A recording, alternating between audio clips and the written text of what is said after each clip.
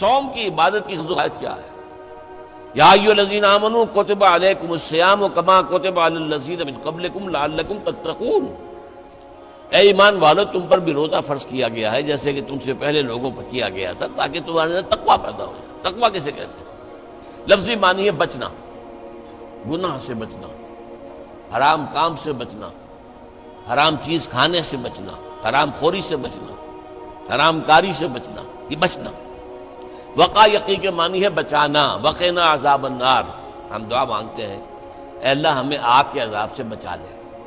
تو وقا یقی بچانا، اتقا یتقی بچنا، خود بچنا، تاکہ تم بچ سکو، تمہارے اندر تقویٰ پیدا ہو جائے، تم اللہ کی نافرمانی سے بچو، گناہوں کے ارتکاب سے بچو، حرام خوری سے بچو، اس لیے تمہارے اوپر روزہ فرض کیا گیا۔ اب اس کی حکمت کو سمجھیے۔ دیکھیے ایک ہے ہماری خودی، ہماری انا۔ جب میں کہتا ہوں میں، تو میں سے مراد کیا ہے؟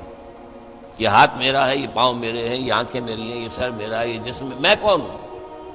میں کی حقیقت ذرا مختلف ہے، انا، خودی، سیلف۔ ایک ہے ہمارا حیوانی وجود، اس حیوانی وجود میں وہی سارے تقاضے موجود ہیں جو حیوانات کے اندر ہیں۔ ہر حیوان کھانا جو ہے اسے چاہیے، انسان کو بھی چاہیے۔ ہر حیوان میں نسل کشی کے لیے شہوت کا مادہ ہے، ہمارے اندر بھی ہے۔ ہر حیوان کو کوئی نہ کوئی گھونسلہ ہو، کوئی بھٹ ہو، کوئی جگہ چاہیے رہنے کے لیے، آرام کرنے کے لیے، ہمیں بھی چاہیے۔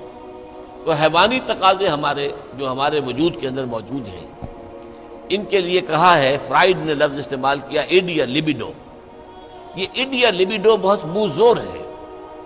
بھوک لگتی ہے تو انسان کہتا ہے کچھ بھی ملے کھانے کو، حلال ملے حرام ملے کھاؤ۔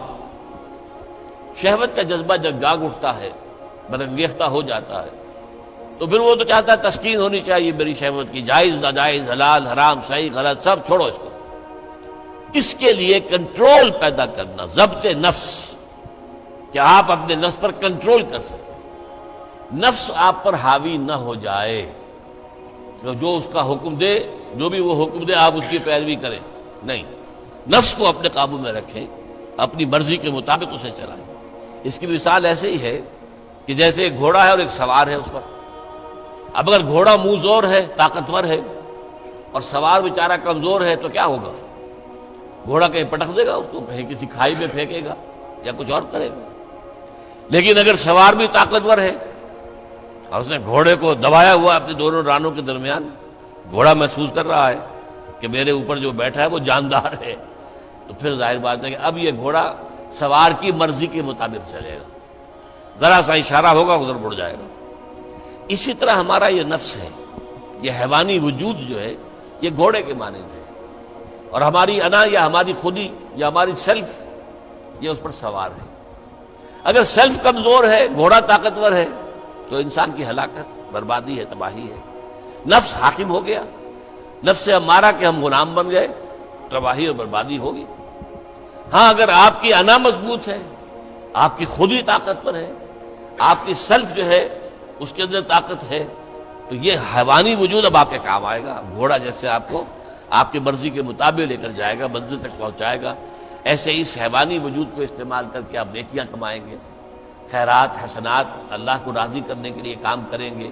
اس ہاتھ کو اسی کام کے لیے استعمال کریں گے، ان ٹانگوں کو اسی کام کے لیے استعمال کریں گے، اس زبان کو اسی کام کے لیے استعمال کریں گے۔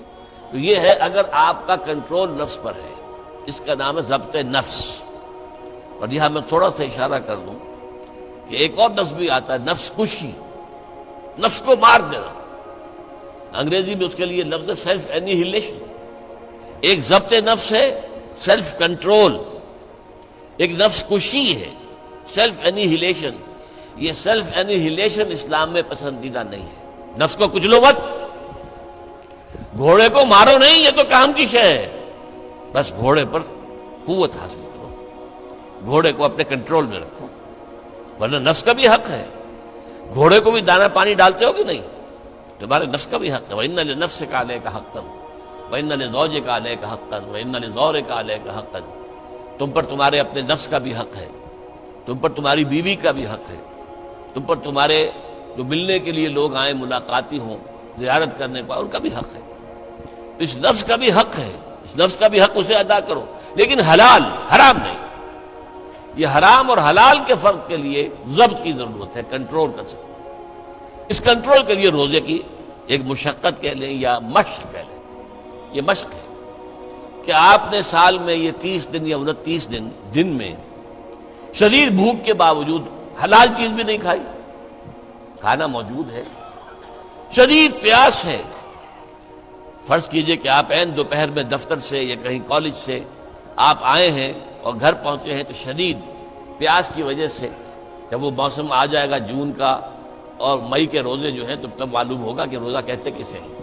ابھی تو ہم کچھ دنوں سے عادی ہو گئے، سردی میں روزے تھے، روزہ کچھ کہتا ہی نہیں تھا، اب بھی ذرا ہے، کچھ تھوڑا سا رنگ دکھا رہا ہے، لیکن اکتوبر کا مہینہ ہے، اس میں وہ گرمی تو نہیں ہے نا۔ لیکن ہو سکتا ہے کہ اس وقت اگر روزہ ہو تو گلے کے اندر کانٹے پڑے ہوئے ہوں گے پیاس کی وجہ سے، اور گھر میں پہنچے تو معلوم ہے پانی موجود ہے، فریج موجود ہے، ٹھنڈا پانی موجود ہے، برفاب اور بھی ڈرنکس موجود ہیں، روح افزا کی بوتل رکھی ہوئی ہے، نہیں پینی۔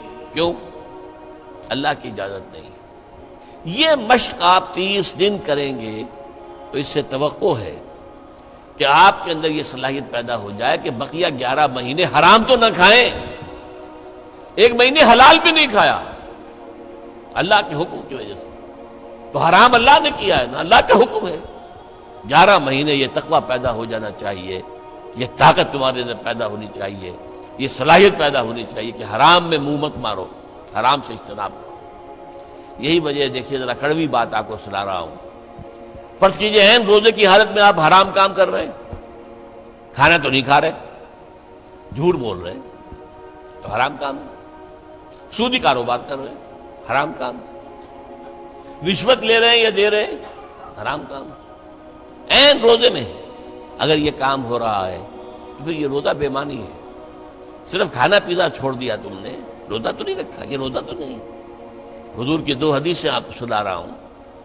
من لم یدع قول الزور والعمل به، جس شخص نے جھوٹ بولنا اور جھوٹ پر عمل کرنا نہیں چھوڑا، فلیس للہ حاجۃ ان یدع طعامہ وشرابہ، تو اللہ کو کوئی ضرورت نہیں ہے کہ وہ کھانا پینا چھوڑ دے۔ جھوٹ بولنا نہیں چھوڑا عین حالت صوم میں، تو یہ صوم نہیں ہے، فاقہ ہے۔ تم نے کھانا پینا چھوڑ دیا، بس روزہ نہیں۔ نہ اس میں روزے کی حکمت پوری ہوگی، نہ روزے کی غرض و غایت پوری ہوگی، نہ روزے کی برکات، روزے کے انوار اس سے پیدا ہوں گے، بلکہ بس یہ ہے کہ آپ نے دن بھر میں فاقہ رکھا ہے، اللہ اللہ خیر صلی اللہ۔ اس طرح ایک اور حدیث میں آتا ہے، کم من صائم لیس من صیامہ الا الجوع، کتنے ہی روزہ رکھنے والے ایسے ہیں جنہیں اپنے روزے سے سوائے بھوک کے اور کچھ حاصل نہیں، بھوکا رہا، بس منہ بند کیے رکھا، باقی روزہ نہیں تھا وہ۔ جب عین روزے کی حالت میں جھوٹ بول رہا ہے یا جھوٹے عمل کے اوپر، جھوٹے کاروبار پر عمل کر رہا ہے تو یہ روزہ نہیں ہے۔ تو روزے میں کھانا اور پینا صرف یہ ترک کرنا نہیں ہے، بلکہ یہاں تک بھی آیا ہے کہ فرض کیجئے کہ کوئی شخص آپ سے جھگڑ رہا ہے، گالن گلوچ پہ اتر آیا ہے، تم یہ کہو کہ بھائی میں اس وقت کچھ نہیں کہہ سکتا، میں روزے سے ہوں، میں اس وقت تمہاری بات پر جواب نہیں دے سکتا، میں روزے سے ہوں۔ یہ بھی گویا کہ روزے کے تقاضوں میں سے ہے، جھگڑا نہ کیا جائے، فساد نہ کیا جائے، لوگوں سے لڑا نہ جائے، گالم گلوچ نہ کی جائے، یہ بھی روزے کے تقاضوں میں سے ہے۔ تو روزہ رکھا جائے پورے آداب کے ساتھ تو اس سے تقویٰ پیدا ہوتا ہے، اس میں کوئی شک نہیں۔ تو یہ ہے گویا کہ اولین سطح پر روزے کی حکمت، یا ایھا الذین آمنوا کتب علیکم الصیام کما کتب علی الذین من قبلکم لعلکم تتقون۔ اب آئیے اگلی منزل، کچھ عرصے کے بعد پھر رمضان کے روزے فرض کر دیے گئے۔ شہر رمضان الذی انزل فیہ القرآن ھدی للناس وبینات من الھدی والفرقان فمن شہد منکم الشہر فلیصم۔ رمضان کا مبارک مہینہ وہ ہے جس میں قرآن نازل ہوا، اور قرآن کیا ہے؟ لوگوں کے لیے ہدایت اور حق و باطل میں امتیاز کی بینات، روشن چیزیں، واضح چیزیں، کھلی چیزیں، بین چیزیں۔ تو جو کوئی بھی تم میں سے پائے اس مہینے کو، نہ مریض ہو نہ بیمار ہو، موجود رہے اپنے گھر میں، فلیصم، تو لازم ہے اس پر کہ روزہ رکھے۔